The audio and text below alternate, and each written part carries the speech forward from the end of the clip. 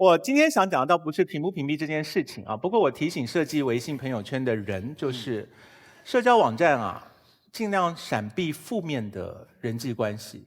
为什么微博上面只有按赞，没有按不赞的啊？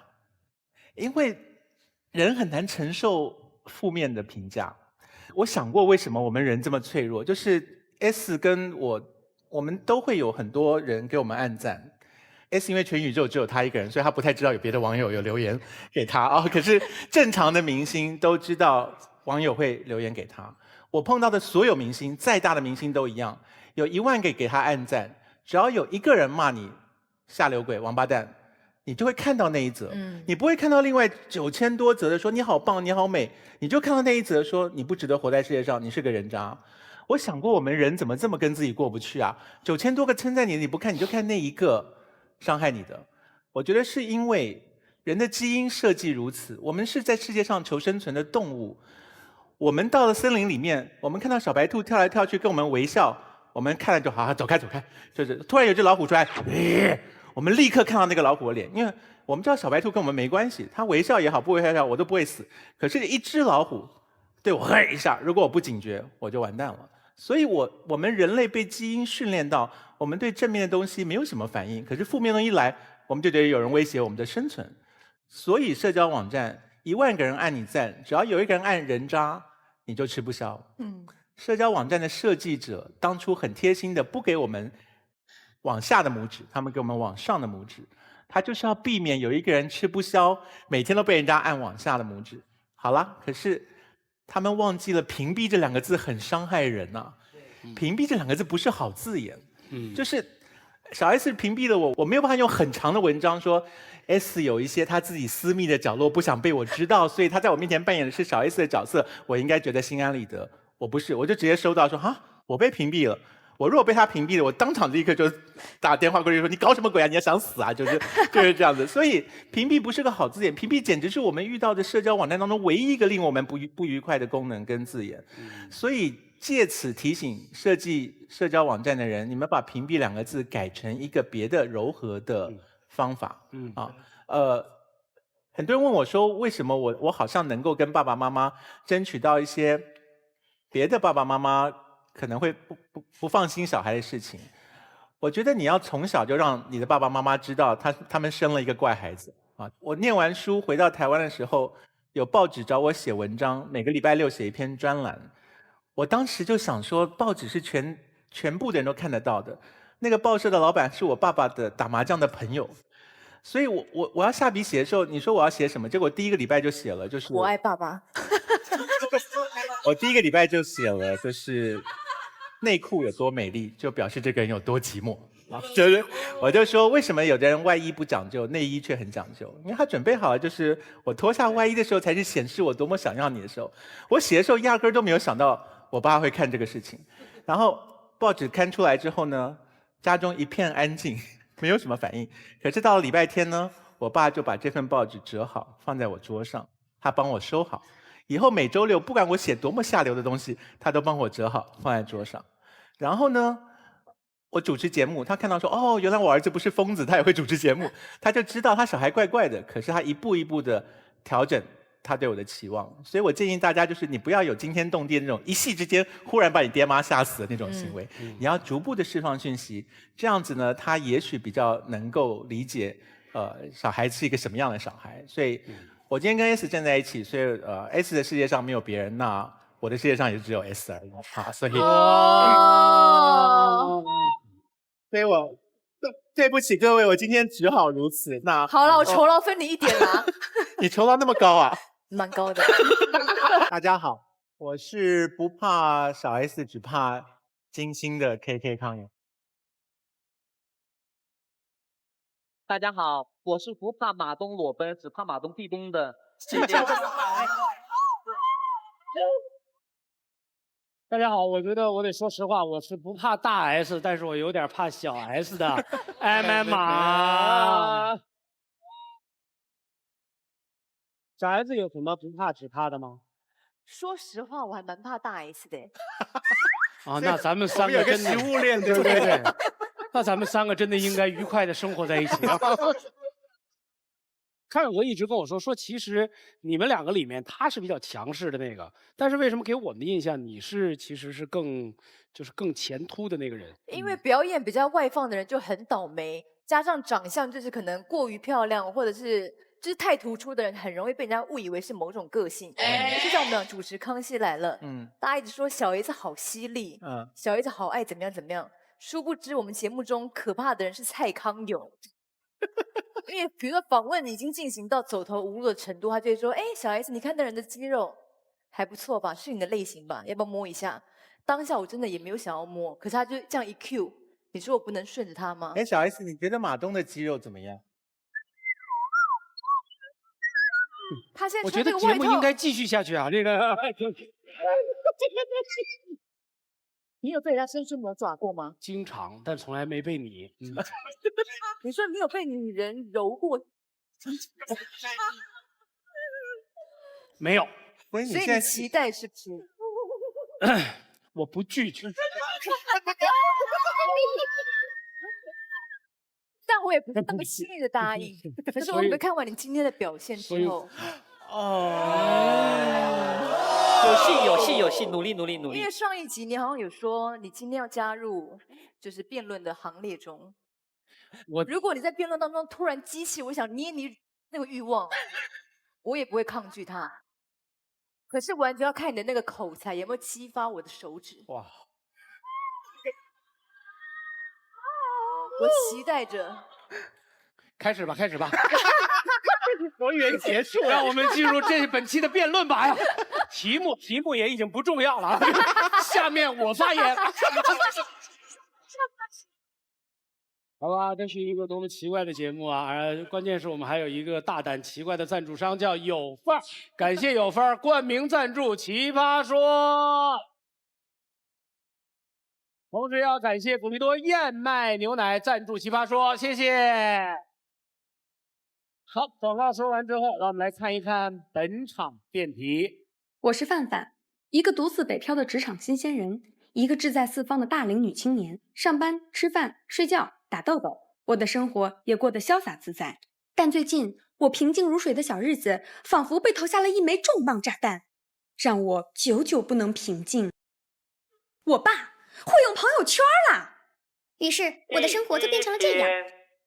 加班宵夜吃了小龙虾，我发了朋友圈。喂，爸爸。女儿呀，爸爸看你昨晚夜宵又吃了小龙虾，不要总吃夜宵，夜宵对身体不好，尤其不要吃小龙虾。爸爸在朋友圈看到小龙虾都是吃尸体长大的哟。我天，给我叫醒就为了说这个，早就辟谣了，能不能有点常识啊，老爸？是的，爸爸，谢谢爸爸，爸爸你最好了，好爱你哟，么么么，拜拜。第二天，和同事去夜店，我发了朋友圈。女儿啊，你昨晚怎么穿的那么暴露？好女孩怎么能去迪厅呢？女孩子要有女孩子的样子。我朋友圈刚转了一个女孩子要知道的10件事，写的非常好，去看一下。这不行啊！女孩要知道的10件事，男孩要知道的100件事，父母要知道的1000件事。您的女儿正在与时间和生命赛跑，你知道吗？爸爸，你知道吗？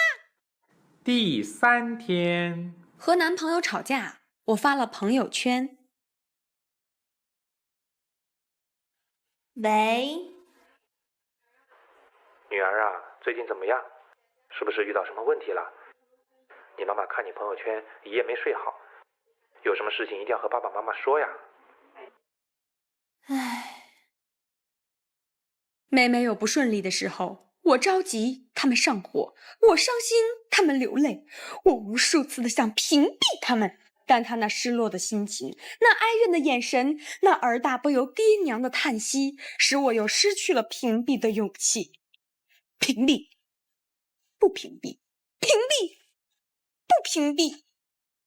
朋友们，你们说朋友圈到底要不要屏蔽父母呢？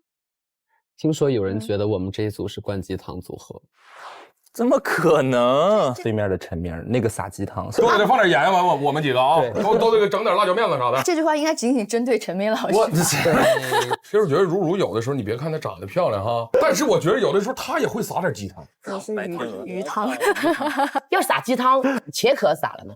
接下来听这一集，范甜甜也来撒点儿。那你这会儿要撒鸡汤啊？胡椒鸡汤。我从来就没有什么鸡汤不鸡汤，到我这就是肘子，就是锅包肉，就是小鸡炖蘑菇。好，在我们开始正式的这个辩论之前，我给大家介绍一下这个影片的女主角，她是我们组的一个编导，目前就坐在第一排。哎，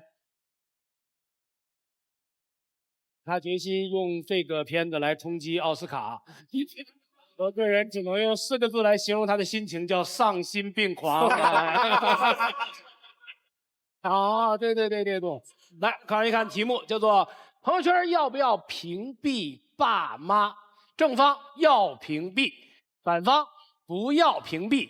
现场100位观众，红蓝键请按键。观众好像目前是反方，趋势是反方多。我们要问问3位，小 S， 你用朋友圈吗？我用。啊，你把你的微信号说一下。你觉得我智商有那么低吗？你自己会发朋友圈吗？我偶尔会发一下，可是没有到沉迷的地步。发一些自己觉得自己很漂亮的照片，发完之后也不会管其他人的回复。就是既骗他们又骗自己，大概那种。就是活在自己的世界当中，假装要跟大家互动，其实你也不是很 care 别人。就只是想要爽一下而已。爽一下啊！你知道上次你妈来了，是你姐姐在这儿录像的时候。是啊，你妈是经常去看你们录像吗？我妈她说她是世界上最死忠的粉丝，然后我们只要听到我妈的笑声，就会很有那个表演的那个能量。从小就这样。是。所以你会屏蔽她吗？我不会屏蔽她。你的所有东西都跟她分享。因为如果真实的人生你已经不想跟妈妈碰面了，然后在那个电话当中你还要再屏蔽她的话，那跟她的时间会太少吧？如果在你年轻很小的时候就有朋友圈这个东西，你那时候会选择屏蔽它吗？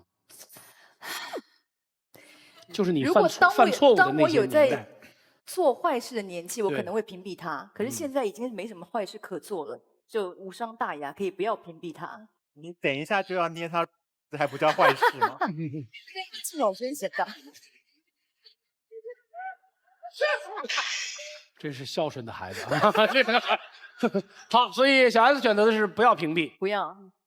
金姐，我个人感觉还是要屏蔽的，而且亲情不是在朋友圈里表达的，所以我觉得要屏蔽。OK， 好，立场鲜明，要屏蔽。康永哥啊，在 S 那边，这就是简单，直接选择了不要屏蔽。现在是42比58。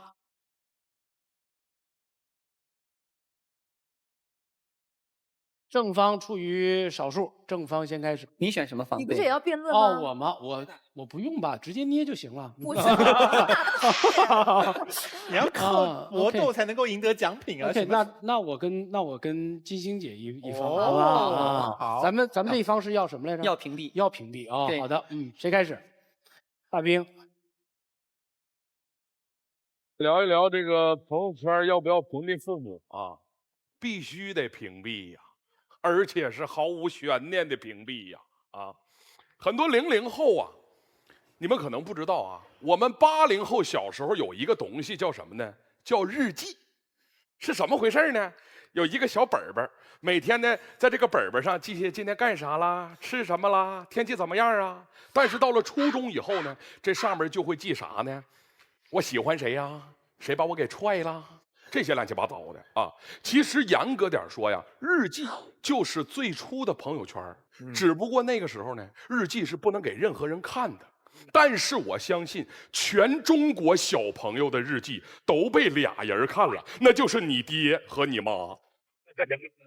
为什么这么说啊？因为爹妈的能耐在哪儿啊？不管你把日记藏到哪儿，他都能够给你翻出来。当时我学小兵张岗，我从我家墙上抠块砖头，我把日记放里边了啊，结果被我家人发现了。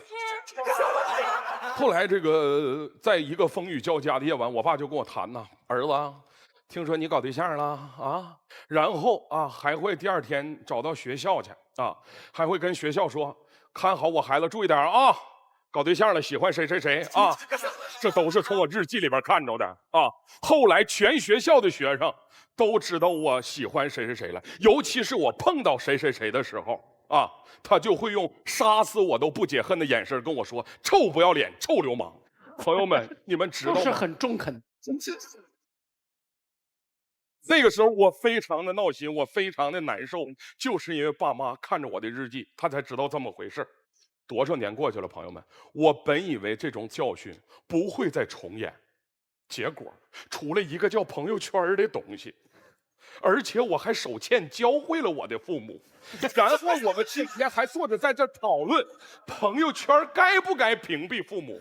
朋友们，难道我少年时期血淋淋的自尊白白痛苦了吗？所以必须马上就屏蔽父母。我们屏蔽父母不是完全是怕他们知道我们的隐私，因为我们之间是有隔阂的，而且会产生很多误会。我讲一个真实的故事，我朋友的亲妹妹，她呢是我国著名表演艺术家高晓松老师的死忠粉。有一天呢，她发了一条朋友圈，这朋友圈就写了6个字：高晓松，我爱你。结果正好被他爸看着这条朋友圈，当时就急眼了，打电话叫人，找了17、18个朋友亲戚呐，4里8村的就喊了啊，必须给我抓住高晓松，必须给我抓住他。然后到学校去找校长，跟校长说，你们学校谁叫高晓松，给我出来，来，把高晓松给我找出来。校长说，我们学校没有这个人啊，没有叫高晓松的，不是，不可能。我姑娘都发朋友圈了，说她爱高晓松，肯定有这人，你别骗我，赶紧给我找着。后来我朋友妹妹实在没办法了，给他爸看看咱们第1期奇葩说的视频，他爸才知道啊，这高晓松是一个明星。转念我朋友他爸就想，哎呦我去，这姑娘是不是我亲生的？口味咋那么重？所以说，父母不了解我们现在这个生活的状态，所以我们会产生误会。亡羊补牢，为时未晚。拿出手机，赶紧屏蔽二老。谢谢各位。七七，我跟你讲，真的，我听你说完话，我当时恨不得就骑你身上来吧，快！大兵老师啊，你讲了2趴，前面说日记，后面说高晓松哈。是的，是的。先说说日记的事儿啊，你小时候写完日记都锁起来了，对吧？对啊。给全班同学传阅了吗？没有啊。对啊，可见日记跟朋友圈不能类比，因为朋友圈发出来就是给朋友看的，是的。日记写出来是留给自己的回忆，这2者有本质区别。所以前半段对这个辩题没有任何关系，对吧？我讲故事呢嘛，前半段啊。很好，谢谢。好的。人家说可清楚了，日记当然不给大家看，因为日记跟朋友圈那根本就不是一回事儿嘛。对，所以我跟你说，我讲故事，你咋听不懂我说话呢？我说，对，所以呢，好，我们聊聊高晓松的事。好的。你的那个妹妹只发了6个字：高晓松，我爱你，差点酿成了一起东北悲剧，对吧？好，如果他多发一点朋友圈，把高晓松的歌也发一点，高晓松的文章也发一点，高晓松的晓松奇谈也能发几期到自己的朋友圈上，他爸爸更多的了解一下他，是不是更好？关键是他没发呀，说的多好啊！所以刚才你有提到，真正的问题不在于父母了解我们，不在于父母了解我们的还不够，所以有误会。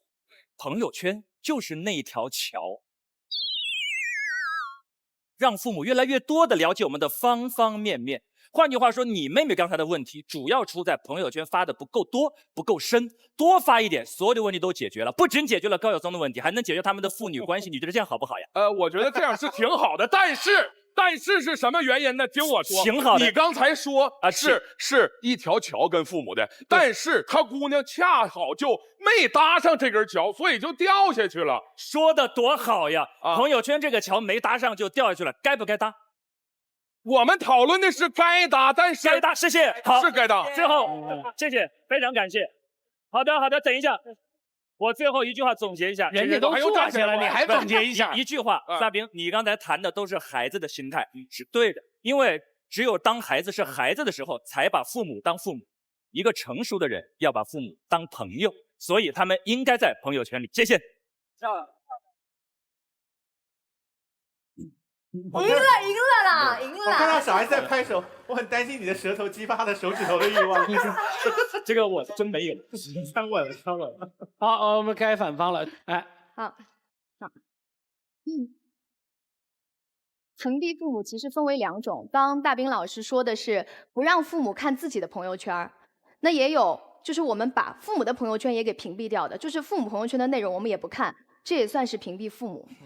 我想说一说这一种，其实我们屏蔽父母朋友圈的原因很简单，就是他们每天都在刷屏一些心灵鸡汤和生活小常识，比如女人请放下这9样东西，你会变得无比优秀，或者是看到这尊佛，请在8秒钟之内转发，咱们中国人都得转之类的，所以我们就会觉得神烦，然后就把他们给屏蔽掉了。但是你有没有想过，其实我们恰恰应该关注父母的朋友圈，因为我们应该做父母朋友圈的安全卫士。其实父母在网络世界里，他们就像孩子一样，他们是充满好奇、充满热情的，但是呢，他们的辨别力可能有一点差。他们好不容易从偷菜变成了玩朋友圈，可能他们就会被各种什么心灵鸡汤帖啦、养生帖、保健帖，他们觉得特别的有意思。而且你们有没有发现一点，就是你们的父母肯定特别喜欢在朋友圈里发那种保健帖，因为他们很注重健康嘛。但是其实他们并不知道，朋友圈现在已经是健康类谣言的重灾区了。而且这些保健帖都会用一些非常吓人的字眼去蛊惑我们可爱纯真的父母，比如说什么致癌、身亡，震惊了、转疯了，99%的人都该看。所以我们父母就会觉得哇，这些东西很有用。之前有一个在朋友圈盛行的一个保健帖，说的就是什么你每天按摩颈部几次，3个月治好颈椎病。然后真的有父母会照着去做了，而且推荐给别人。后来他们发现他们的病情越来越严重。后来有专家出来辟谣说，这就是朋友圈里的伪科学。所以你作为父母的孩子，他们朋友圈里面唯一的年轻人，你不帮他们辨别，谁帮他们辨别？最后说几句鸡汤，就是小时候父母带我们看这个世界，带我们认识这个世界的真善美和假丑恶。现在他们老了，外面的世界越来越精彩，但是父母的世界越来越小了。所以现在我不可能去屏蔽我父母的朋友圈，我想牵着他们的手去看这个世界。第1季奇葩说片头有这样一句话，就是40岁以上人群，请在90后陪同下观看。他说的就是这个意思，父母想看看这个精彩的多元的世界，子女想要牵着他去看。所以监管父母安全上网，人人有责，不要屏蔽，谢谢。哎，猛虎平山。最近有一个电影叫《道士下山》。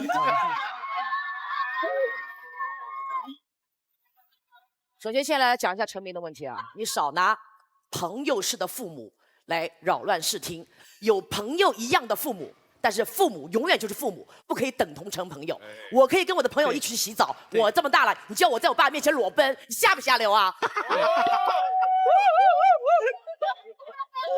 还有这个给我撒鸡汤的啊，又跟我说什么？哎呀，爸爸妈妈，我们要带他去看看世界呀，什么什么？是啊，你牵着你爸爸妈妈去看呢，你给他看朋友圈干嘛？发张照片有用吗？对不对？对。那么付诸一点行动行不行？别老放嘴巴里边。接下来我要开始撒我的鸡汤了，也是不容易啊，最近老母鸡吃的挺多的。我认为，屏蔽父母反而是一种尊重父母的一种行为。我们每个人在这个世界上扮演各种各样的角色。今天在这个舞台上，我是一个演员，我是个辩手；回到家里，我是我父母的孩子。像我今天很简单，看过各个老师，比我年纪大，我必须得叫一声老师，这是一种尊重，这是一种礼貌。看到你们这些小孩子们就滚开。为什么？就是让你知道这个世界上还是有这种可怕的姐姐的，就是每个人在每个人面前的一种态度。我不可能今天看到马老师，老马很久没见了，行不行啊你？不可以的。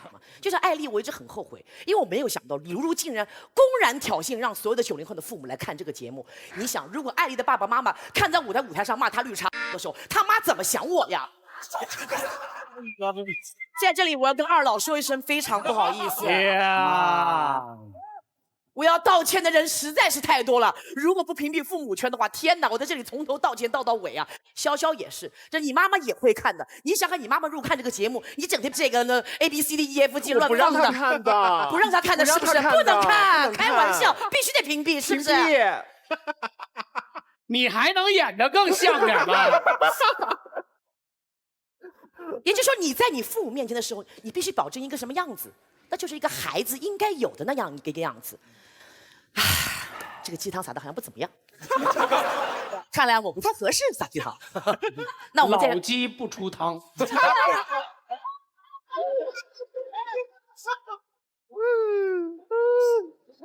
老鸡吃小鸡。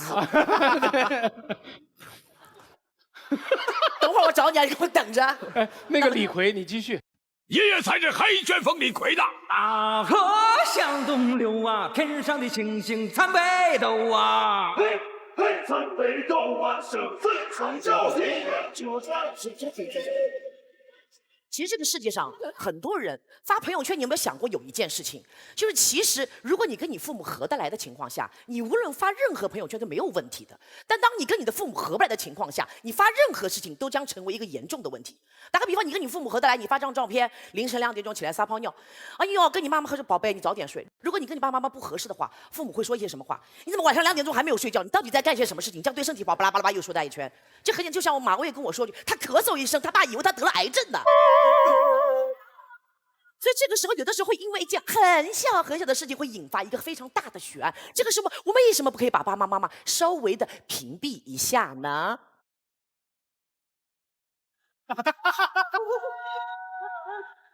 真给力！说句实话，有一些孩子们确实跟自己的爸爸妈妈交往的不是特别顺利啊，关系不是特别的好。可是每个人都很害怕说，我今天屏蔽了朋友圈，就告诉所有的人我是个不孝的孩子。每个人都害怕被这个孝道所捆绑住。今天我可能没有什么立场讲这句话，因为我是被父母疯狂的爱着的这样的一个孩子。可是我为什么还要屏蔽朋友圈？因为我不需要他们受到伤害。作为一个孩子，就应该有个孩子的样子。我希望尊重我的父母。谢谢大家。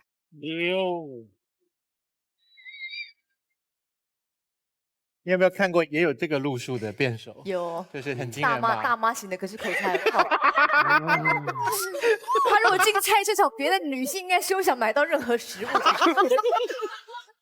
好，反方。好的，谢谢大家。刚才甜甜姐说这个分情况嘛，我们和父母合不来的，我们要屏蔽；如果我们觉得和父母合得来的，其实朋友圈还是一个加分点，可以让我们更了解彼此。他提醒的是各位，如果你们觉得和父母合得来，请拍蓝灯，这是片面的。甜甜姐说，每个人都在扮演不同的角色，和父母扮演不同的角色，和朋友扮演不同的角色，所以我们需要的是其他人需要的角色，而父母想看的是你各种各样的角色。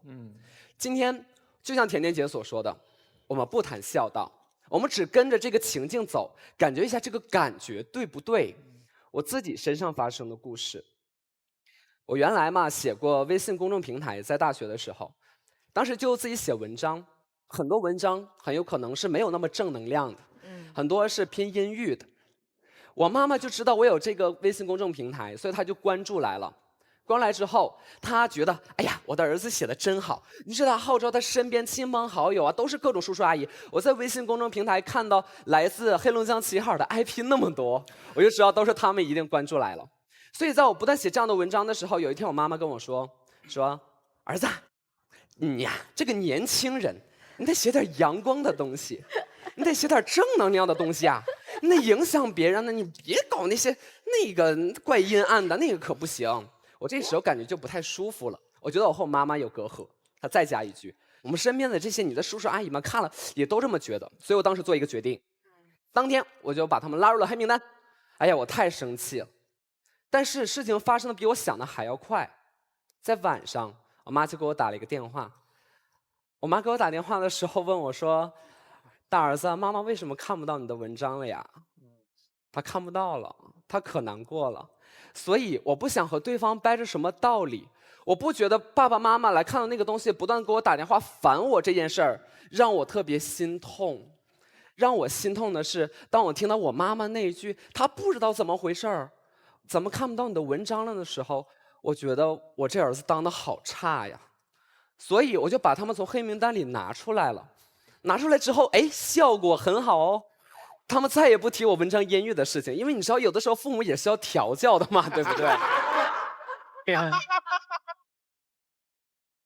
所以你看，我们发现啊，我们和父母大家都知道差别有很大，但是我们宁愿这些差别暴露出来嘛，我们交流交流嘛。两代人之间的关系不会说因为你这一点我不理解你，我就和你断绝父子关系、母女关系的，不会这样，没那么严重。我相信我们把这件事情暴露出来之后，我们反而能够形成和解，对不对？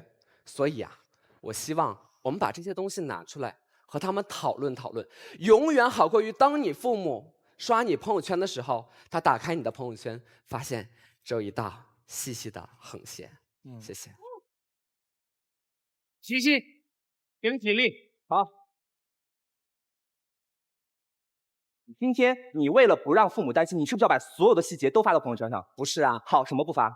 我也不是和所有的朋友都发所有的信息。对对对，每个人自己的心中每个人自己的心中都会有一点点秘密的，连朋友圈都不会发。好，那你想让你的父母看到什么样的秘密？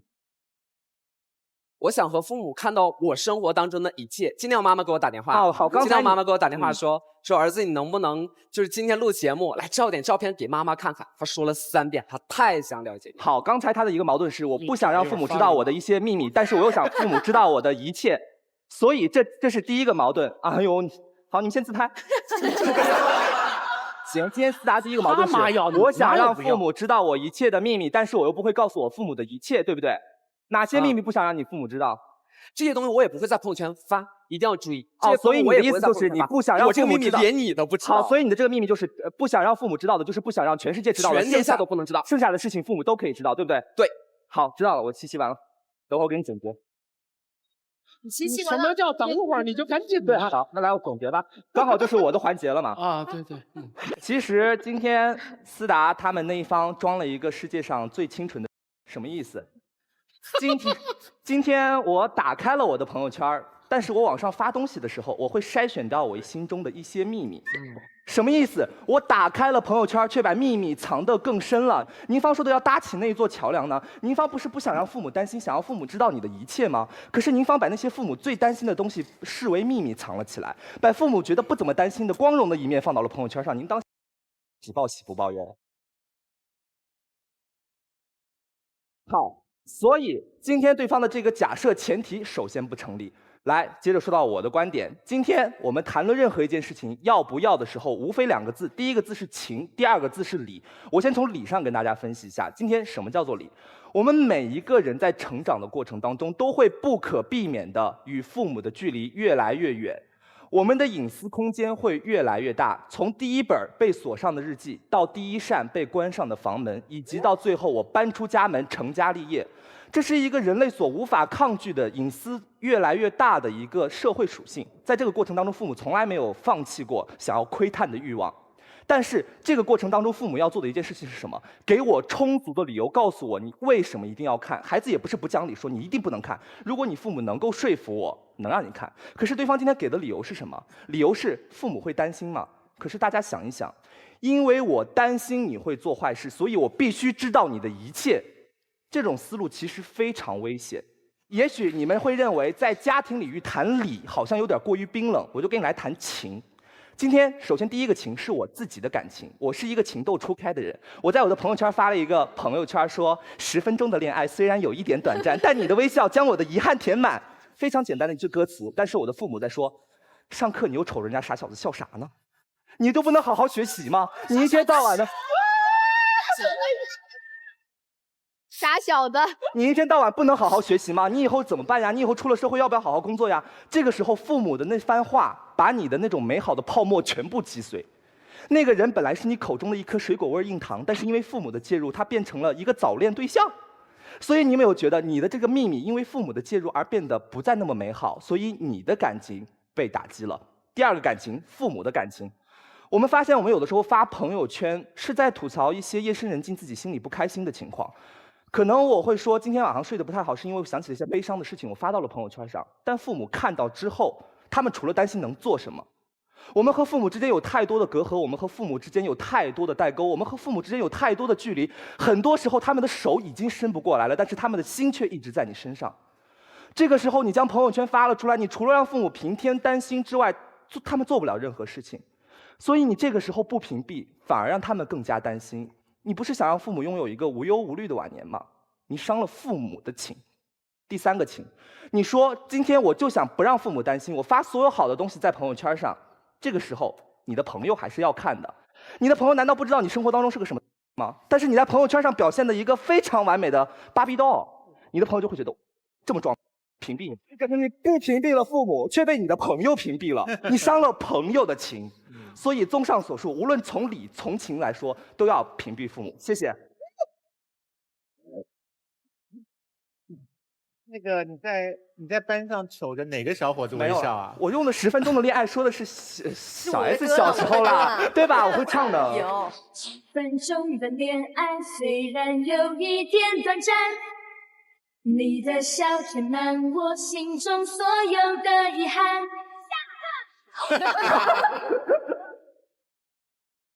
啊，谢谢，非常感谢花心，非常感谢你。你刚才把我很多我要说的话都说了。花心，你刚才说我们与父母渐行渐远，你说我们跟父母之间有了太多的代沟，我们很多的只言片语的信息被他们了解到，很有可能会被误解，很有可能带来更多的担心。是当然了，父母离我们越来越远。从18岁开始，我们和父母就是渐行渐远的，像2条不是在一个轨道上的列车，就是这样。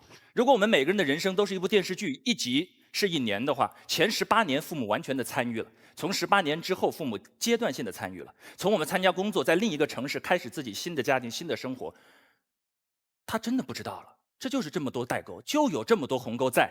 今天我们双方的区别是怎么对待他。你选择的是屏蔽。你担心他了解只言片语，所以留给父母那1条横线。你觉得这样他就不担忧了？我们选择哪怕做一点，哪怕不够，我们从打开我们的朋友圈开始。我父母跟我不在一个城市，我从大学到现在10几年时间，现在每天有的时候给我打电话3句话，父母打电话就问3句话：吃了吗？是吧？热不热那边？还好啊。这段时间休息的好不好？不错哦。电话就这样了。我们聊什么？我们不知道聊什么。有时候我跟他说，我说，我前段时间跟马薇薇一起打了一场辩论赛。马薇薇是谁啊？当他问到这个问题的时候，我就停下了，我怎么解释？这是一个那么长的故事，我从哪一段开始讲起？我沉默了，你知道吗？解释不清楚，真的解释不清楚。所以这就是在渐行渐远。你知道亲情都是处出来的。18岁你觉得父母那些念念叨叨那么心烦，你38岁的时候回头看，多甜呐！没有了，我在武汉，他们在黄石，距离不算远，聊什么啊？聊什么？我感谢朋友圈呢。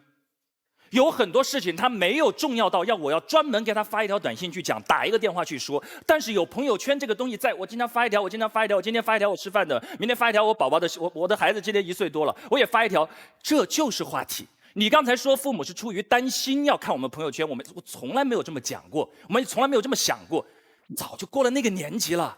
现在我只想跟我们那个渐行渐远的父母，不要越来越远，我们拉一把好不好？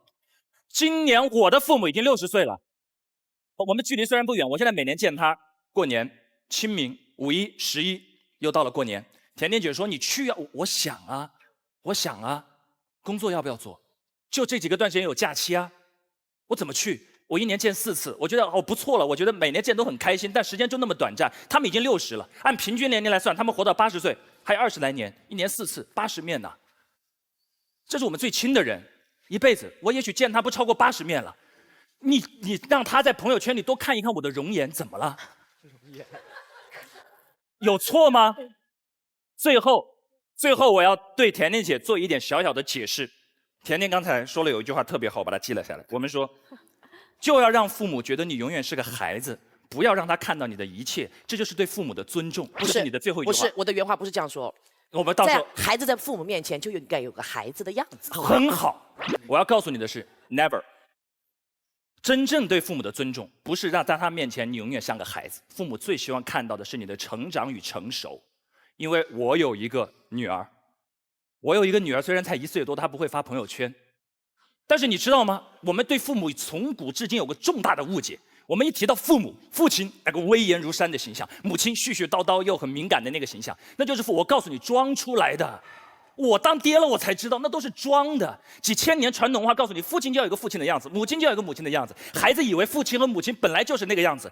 我现在在我孩子面前，正襟危坐。我跟他说，小心，这个事情不能做啊，特别像个爹。我天，我跟你讲，我就是个孩子。我们父母在我们面前，他们每个人心里都有个孩子。我理解你们那么多担忧，这些东西不要让他看。奇葩说我不能让我爸爸看，父母什么没有看过呀？对啊。这就是我刚才最先开始跟大兵说的那句话：当我们是个孩子的时候，父母高高在上，我们要保留自己那一点领域。是的，那是个孩子气的选择。一个人成熟的标志，就是把父母当作自己推心置腹的朋友，他们是平等的，他们只不过给予了我们来到这个世界上一趟的生命。除此以外，我们所有的人格，我们所有的经历，我们所有的权利与生活中相处的方式，都是决然平等。就像对待你的每一个朋友那样对待你的父母，这才是对父母最好的尊重。谢谢。Come on， 我要揉你的。说得好。我刚刚几度都要哭了，真的。我真的为全场所有的而担心。Come on， 我要揉你的。Come on， 我要揉你的。这个我真没有。好吗？我不拒绝。好吗？直接捏就行了。打那么随便。揉狂魔真的是。我们让潇潇来说好吗？刚刚陈明提到一点哦，他说其实要跟父母保持一个朋友的关系，然后你说父亲该有一个父亲的样子，但是我说真的，我妈还觉得男孩应该还有一个男孩的样子呢，但我就是这个德性，你知道我有什么办法？所以大家知道我在我们家我是一个什么样的状态吗？我穿的跟陈明似的，说话跟艾丽似的，你们懂吗？所以我觉得说真的。当父母年纪已经大了，我不想把自己最真实的一面给他看。我在我的朋友圈每天发一些特别狗血的东西，半夜谁陪我吃个宵夜呀？谁今天有空陪我去唱个歌呀？哎呀，我这些是发给一些就是特定的或者是有暧昧情愫的人看的，真的，你懂吗？我还以为是发给我的呢。就是你呀，你不知道啊？你还是把我屏蔽了吧？都没看到，所以大家我们都没看到。你看过呀？就只有你看到了，真的。没有，别装傻。没看过。我现在就屏蔽了你。所以刚才陈明说要跟那个父母像朋友一样的相处，要去尊重父母。但说实话，我宁愿让父母看到我的一个假象，只要他开心就可以了。我不介意在他面前做一个虚伪的自己。你知道我妈烦我都烦到哪有程度了吗？你跟你爸是半天见不了面，我没事就回成都。我妈说你怎么又回来了，烦死我了。所以这就是一个很大的问题，你知道吗？你该我告诉你，刚才甜甜说的特别对，我真的是严防死守，不想让我妈看《奇葩说》呀。但是我妈不知道从哪儿得到一个什么小道消息，真的我太红了，哎呀！我妈就还是把《奇葩说》给看了，你知道吗？所以如果父母想了解你，他有很多的途径，包括你的高中同学、你的初中同学、你现在的朋友等等等等，就给我们那个朋友圈一片净土，别让这片自由的天空飘来一朵乌云，行不行啊？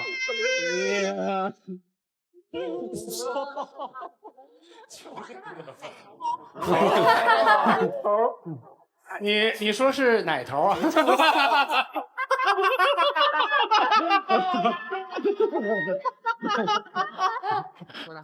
啊，来，陈明，潇潇刚才有问我，对不对？他说你在你家里的时候，在你父母面前的时候，表现的像不像一个儿子的样子？其实还蛮有儿子的样子，对吧？至少像一个男人的样子。你看，你有严防死守，对吧？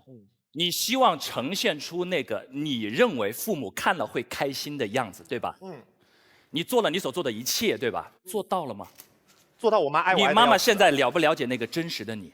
哎，就是说真的，我觉得不需要让父母了解完全。我告诉你，潇潇，我真的我负责任的讲一句，父母看到一个孩子从生下来开始长到18岁，你真真心心是什么样子，你的所有的妆他全看在眼里，放在心里。你真的以为他不知道吗？你所有想保护的那一切，所有的在他的眼里心知肚明。你今天如此之红，你深夜出去吃一个小龙虾都会有路人拍。你真的以为奇葩说你没有发朋友圈，妈妈就不会看？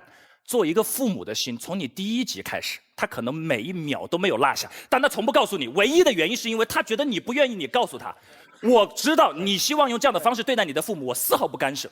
我要站在父母的角度讲一句：如果真的是我的孩子，我看到这一切，我真正的希望有一天，他把这一切真真实实的与我分享，那是我一个做父母最幸福的时刻。谢谢。恭喜你。陈明说，他作为一个父亲，要在自己的孩子面前表现出父爱如山。你是不是屏蔽了你心里面猥琐的一面？你在你的孩子面前没有屏蔽你自己吗？你屏蔽了。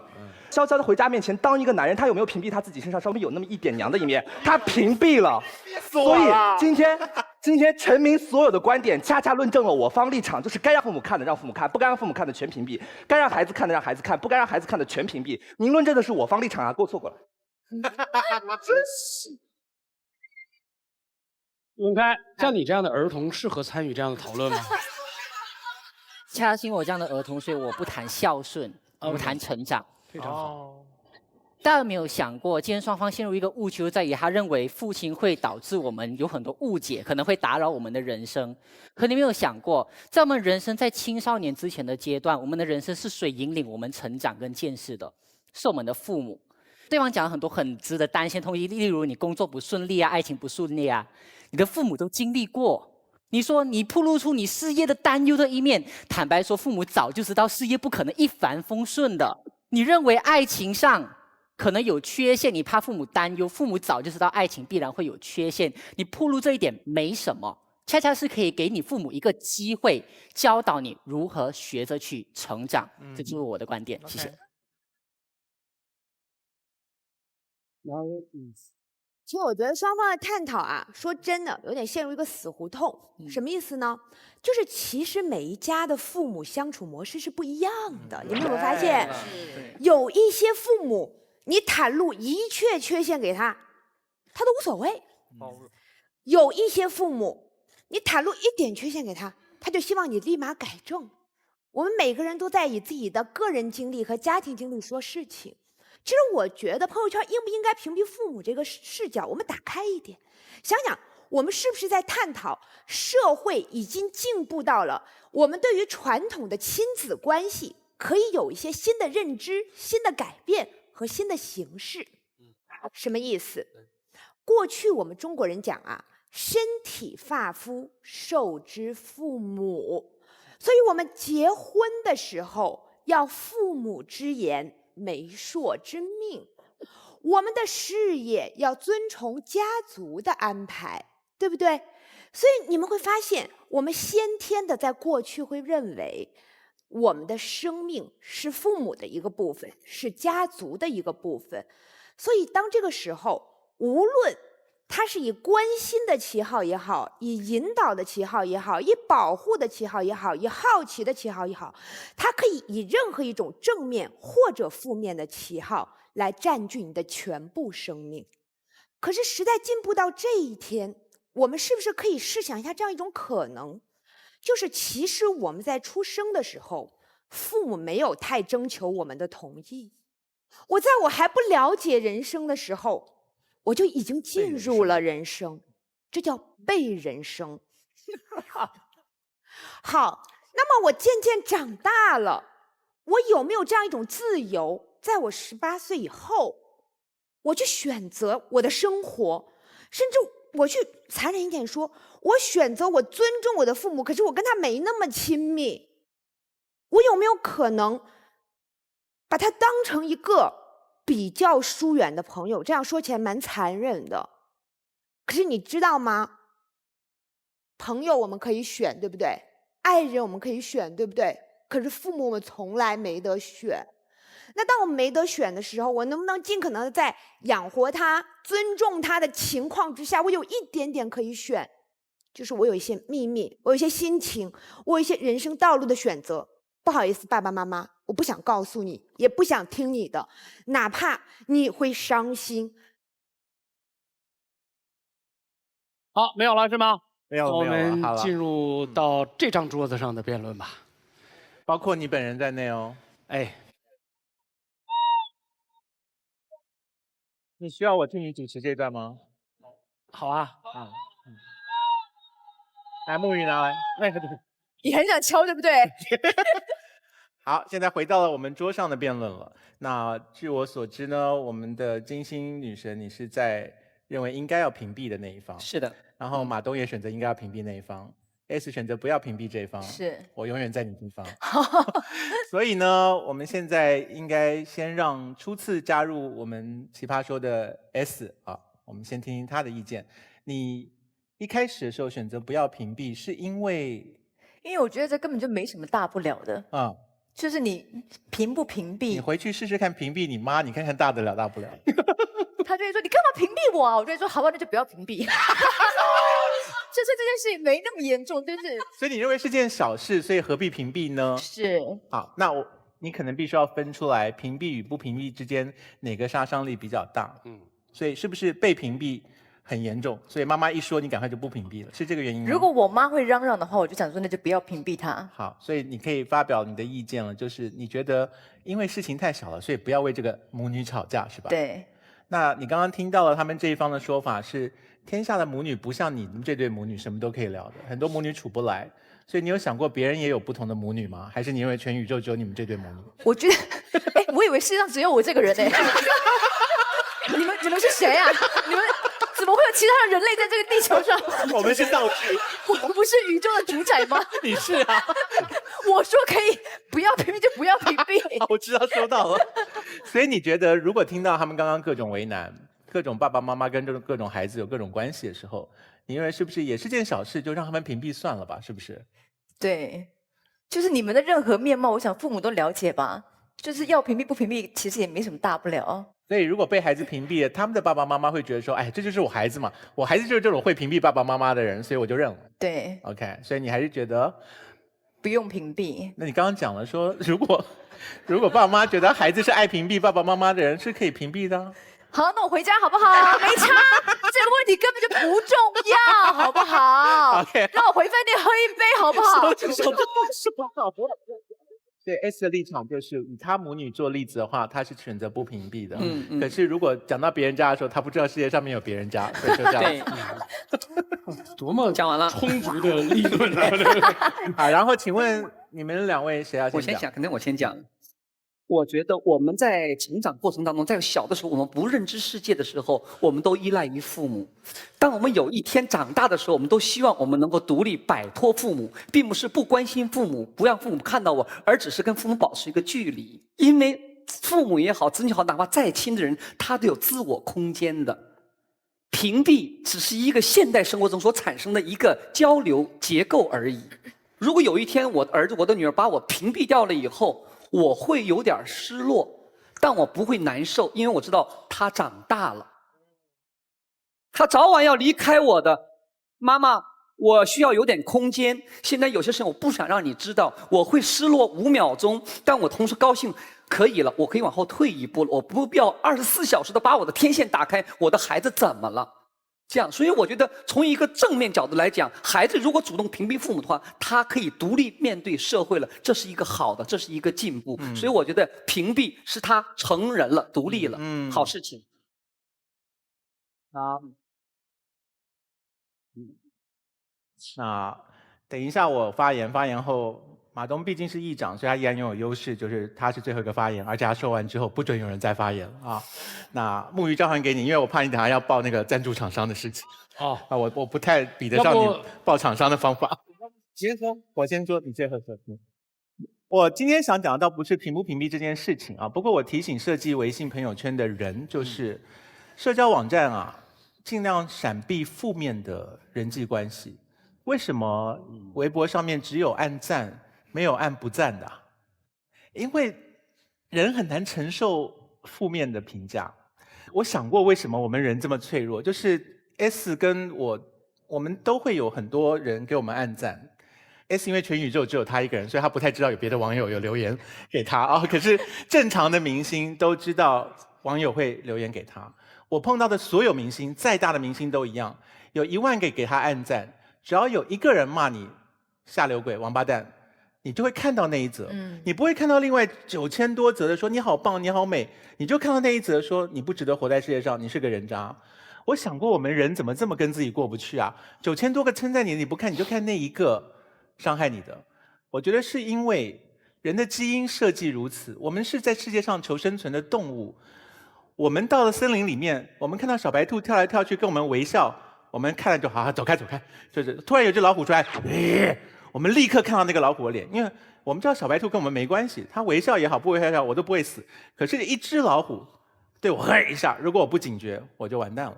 所以我们人类被基因训练到，我们对正面的东西没有什么反应，可是负面的东西一来，我们就觉得有人威胁我们的生存。所以社交网站10000个人按你赞，只要有1个人按人渣，你就吃不消。社交网站的设计者当初很贴心的不给我们往下的拇指，他们给我们往上的拇指，他就是要避免有1个人吃不消，每天都被人家按往下的拇指。好了，可是他们忘记了屏蔽这2个字很伤害人啊。屏蔽这2个字不是好字眼。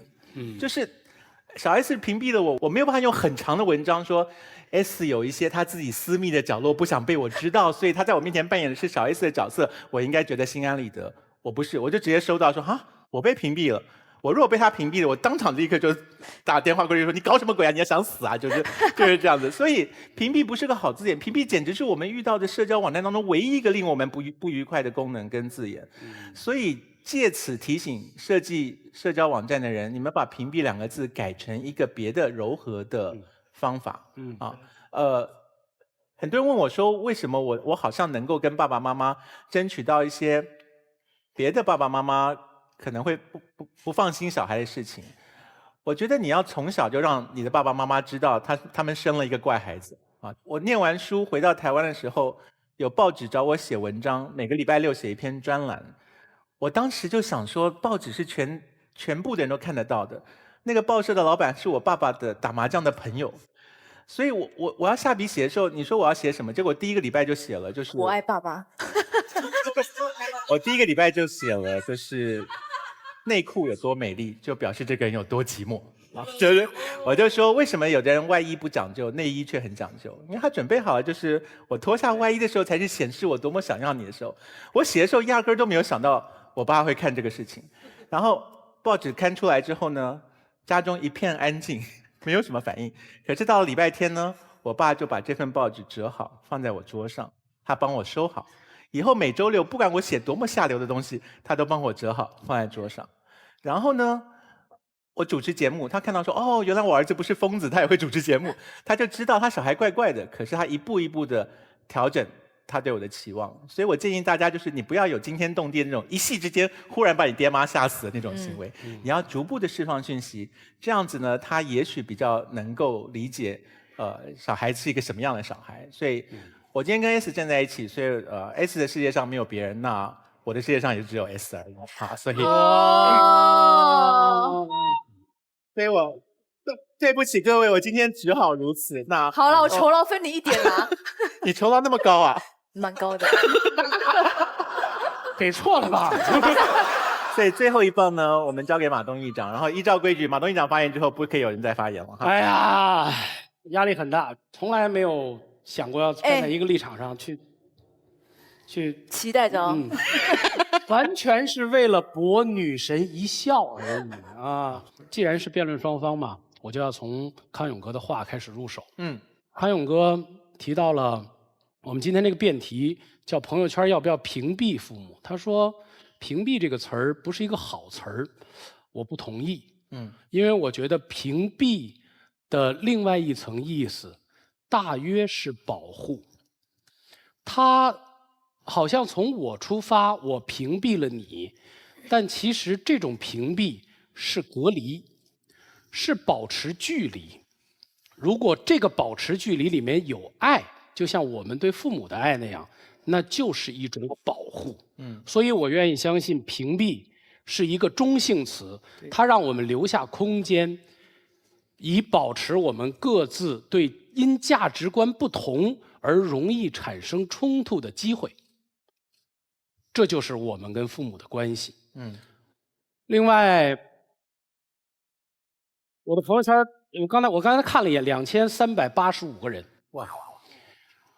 这里面我屏蔽了2个人，一个是我妈妈，一个是我妈妈的阿姨。哇！因为我就算屏蔽了我妈，我不屏蔽她的阿姨，也跟没屏蔽是一样的。我屏蔽我妈为什么？我特别希望有一个小 S 的妈那样的妈，就是可以站在他们的现场和剧场里面开心分享。但是我妈是一个特别紧张的人。我父亲是一辈子的演员，但我妈从来没有在我父亲的后台待过。我是一个主持人，很多人熟知，但我妈妈从来没有来过我的工作现场，因为她紧张。这就是我屏蔽我妈妈和她阿姨的原因。我理解这是一种保护。我们今天题目叫朋友圈要不要屏蔽父母？朋友圈是微信的一个功能，微信是科技进步到今天这个手段，极大的降低我们通讯成本的一个科技产品。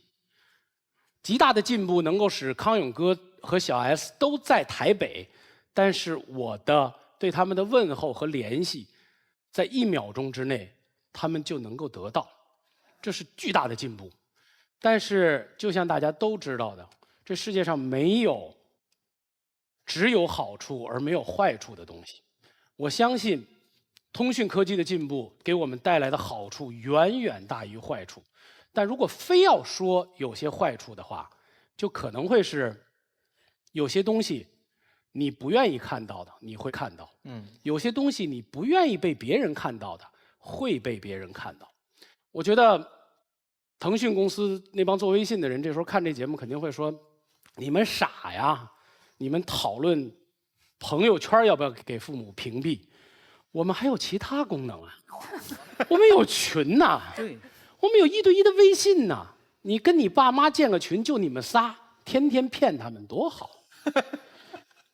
你给你爸妈主动发个微信，把你想告诉他的，甚至没有发生的事儿都告诉他，多好。对，如果你跟陈明一样，1年只能看他4次的话，所以我们有那么多的手段，可以去维系我们跟父母之间的关系，何必非要在一个屏蔽和不屏蔽上较劲？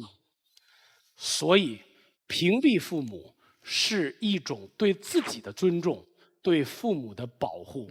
你拿起手机，买来新手机，装上微信的第一件事儿，屏蔽你的父母。谢谢。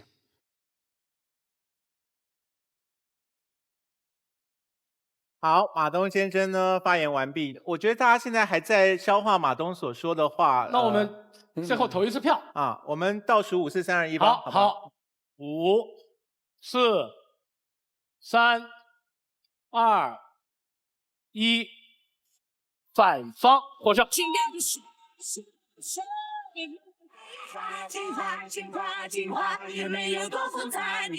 监管父母安全上网，人人有责，不要屏蔽，谢谢。2代人之间的关系不会说因为你这一点我不理解你，我就和你断绝父子关系、母女关系的，不会这样，没那么严重。就像对待你的每一个朋友那样对待你的父母，这才是对父母最好的尊重。请我们3位导师在你们的那个题板上写下反方本场最佳辩手。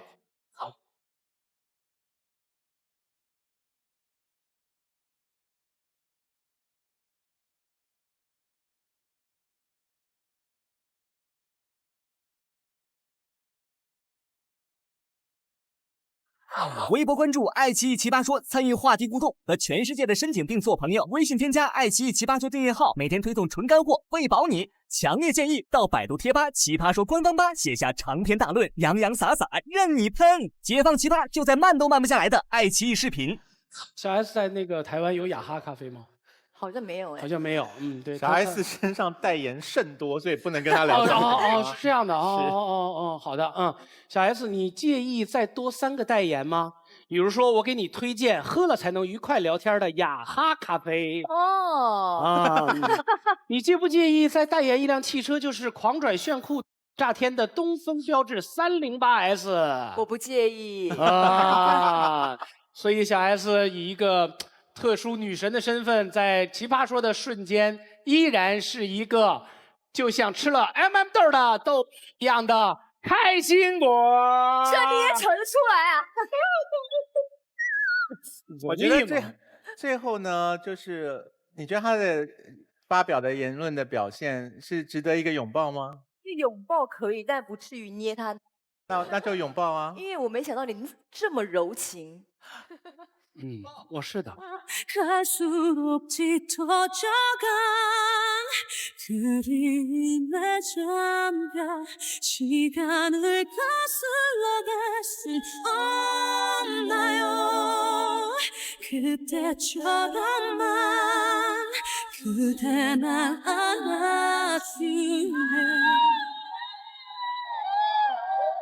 好了，来，这个我们请3位写出你们的心目中本场能够获得扛恶基金的最佳辩手会是谁？对，直接给亮出来了，是陈明。是，每一句话都说得很到位，打动我心。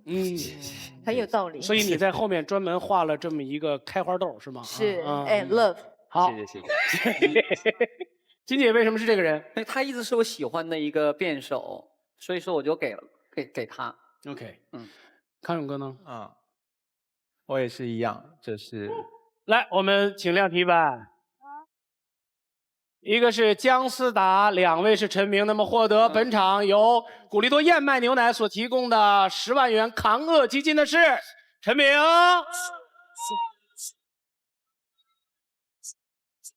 陈明，你这衣服是有范儿的吗？这超有范儿，都是有范儿的。就我发现你每次穿西装都特别有范儿。